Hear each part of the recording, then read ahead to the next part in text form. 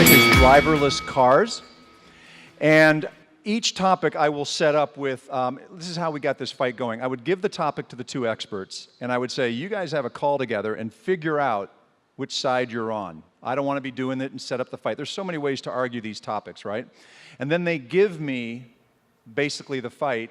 I stage that, and they go at it. So tonight's fight is man versus machine. Is it safer to take the wheel or take your hands off?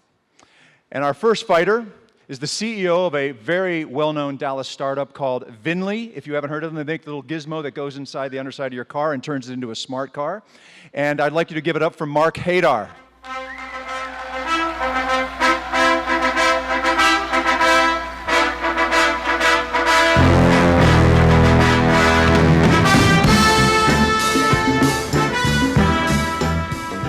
That worked better than I thought.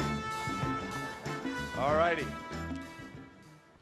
Mark will be fighting a gentleman who runs an insights company and deep analysis firm called Aperio Insights. His name is Mike Courtney. Please give it up for Mike.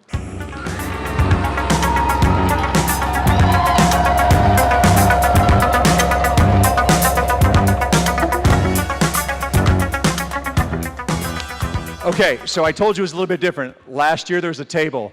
This is really intimate. So, all right.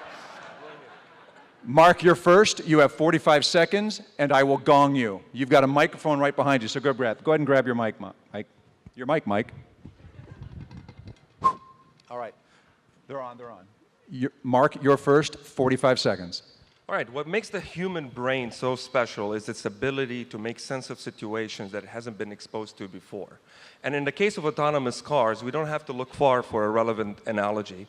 Let's take the airlines and airplanes, for example, which has had an autonomous technology for the past 20 years. So I'm going to ask the audience a question. If you had two airplanes on the runway and you had the choice to pick one, which one you're going to board to get to your destination? One of them is fully autonomous, and the other one has a pilot. Which one is going to pick the one? Who's going to pick the one that has a pilot in it? Raise your hands. All right. Who's going to pick the one that is just fully autonomous? Very few. You just made Captain Tully just cry in his living room right now. You got 15 seconds. Keep going, baby. Yeah, I'll start the 15 seconds when you stop laughing. Yeah, but even if you look at the human drivers, right, in 5 years from now, autonomous cars, still the technology is not there to make it safer than a human being. If you look at statistics, it's just 2%, the probability of having an accident within 5 years is only 2%, and which basically, statistically, is low statistics, you know, for you to get in an accident. And majority of these accidents happens when someone is under the influence. And time is up. Yeah. Excellent. You'll have a chance in the rebuttal. Mike, you got 45 seconds. Go. Okay, Mark, let me introduce you to a little amazing concept called actual math. First of all, let's start with 25%, okay? 25%. So there's a Virginia Tech study out right now that shows that self-driving technology is already 25% safer than humans. Humans cause a lot of wrecks. The next number, 40,000. 40,000 number of people that died last year in automobile accidents. Just using today's technology, before we even improve it over the next 5 years, I can already save 10,000 lives. So based on math, I've already won the debate. So, but we still got time, so let's run up the scoreboard a little bit here. So here's the thing. Technology is really, really growing fast, faster than a hair coming out of your chest. So And that's 45 seconds. Not a bad way to ask.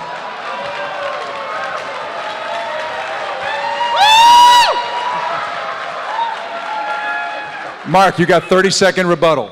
Yeah, absolutely. So since you actually brought math into the question, so let me teach you a little bit about statistics. One of the main concepts of statistics is actually having a right sample space when you actually want to do that. And actually, when you're going to conduct equal experiments, you need to be actually involved in the same actual setup. When you look at a human driver, actually, and you see the statistic on that, you're actually comparing 1.1 billion cars with a human being been driving more than, you know, for hundreds of years in these vehicles on the road in a non-controlled environment, right, compared to autonomous cars that are being driven in a very constrained environment with a very small sample space. And so stop. your math is wrong. And scene. Excellent. 30-second rebuttal, Mike. Last year, Google improved their driving performance by 400%.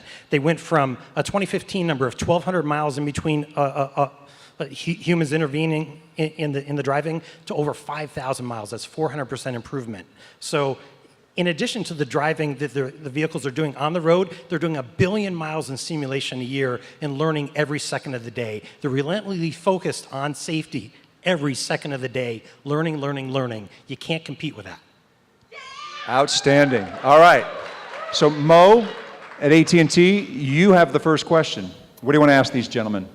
How do you think about the ethical implications of man versus machine, where you're not going to win, you're going to be in an accident, it's one person the car can hit, 10 people the car can hit, or crash the car and hurt the driver? Great question. Mark? And that's also brings my argument about the human being is more capable of making more complex moral decisions than the actual car. A robot is not going to actually go and make that decision, but a human being might go and make a moral decision to pick whether to go and hit an 80-year-old person or an actual 17-year-old woman. Even though it is morally really hard, and you cannot make the right decision. And time. You can make the right decision. And time. And time. And time. Mike. Someone gonna die in that accident. I'm just telling you, the human being can make a decision over it. Parliamentary procedure says I'm giving Mike 4 extra seconds on that one. So here's the thing, Mark. Self-driving and connected cars is going to be a team sport. They're all going to be sharing information. The car ahead of me is going to tell me, hey, something goes on here. Slow down, evade it, take a left turn, avoid this area. So before we even get to those situations where I might hit something, all the technology around me, using all the AT&T networks, is going to be able to tell me what's going on. It's going to give me information and context And time. I didn't have. I just took your 4 seconds away, but well played. Andrew, your team has a jump ball on the second question. I can take one. Great fight.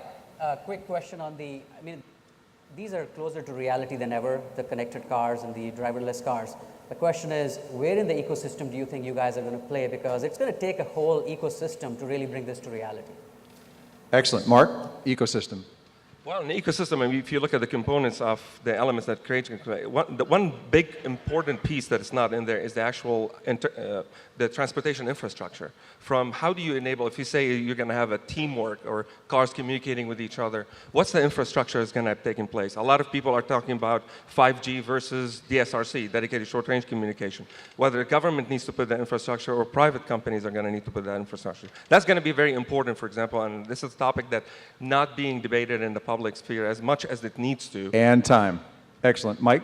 So I agree, infrastructure and ecosystem is going to be critical, but the one thing that we have to look forward to is the sensors are getting just ridiculously dirt cheap. And that's going to really help us put sensors on light poles, on telephone poles, on cars, and we're going to help create an infrastructure ecosystem with better and better technology that costs less and less, and ultimately the consumer and the municipalities are going to benefit. And time. All right. That's the fight, and this is how it works.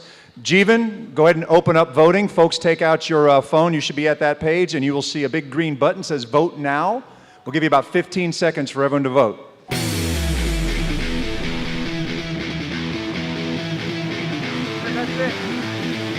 Mike Courtney!